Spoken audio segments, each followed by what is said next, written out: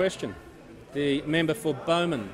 My question to the Minister for Foreign Affairs, will the minister advise the House how serious it is for a political party in Australia to engage a foreign political party to undermine the Australian government? The Foreign Minister has the call.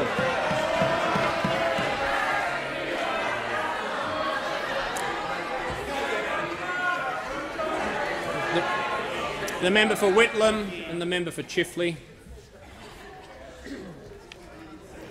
The Foreign Minister has the call.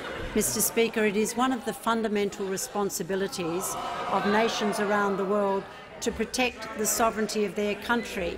Indeed, it is enshrined in our Constitution. And, Mr Speaker, it is a principle of international law that nations do not seek to interfere in the domestic political processes of other countries.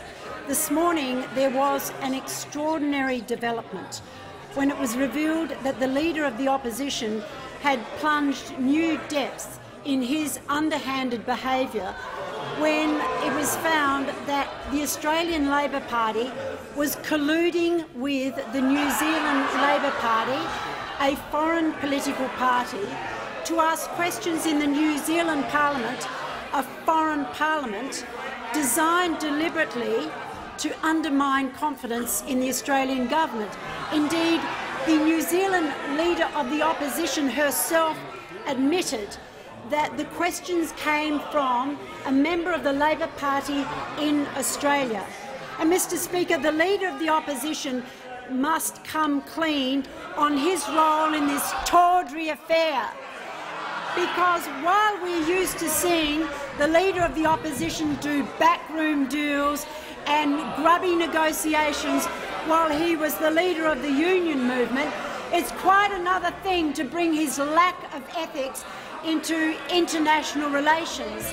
Now, it was the Leader of the Opposition's party who sought to recruit members of the New Zealand Labor Party to ask questions in the New Zealand Parliament that were deliberately designed to undermine confidence in the Australian Parliament. And, Mr Speaker, the Leader of the Opposition has shown that he has no interest in the true concerns about Section 44. Uncertainties are awash across his side of the Parliament. There are so many members of the Labor Party whose status is uncertain, yet he didn't raise it with the Prime Minister. He didn't raise it in our Parliament in our question time.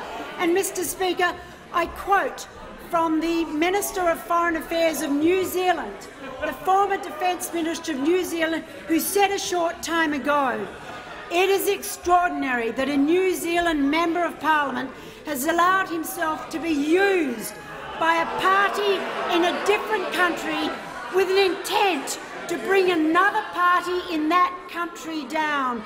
It is quite extraordinary. I just don't think we've seen anything like this before. This is the work of the Leader of the Opposition. He is unfit to hold office in this Parliament."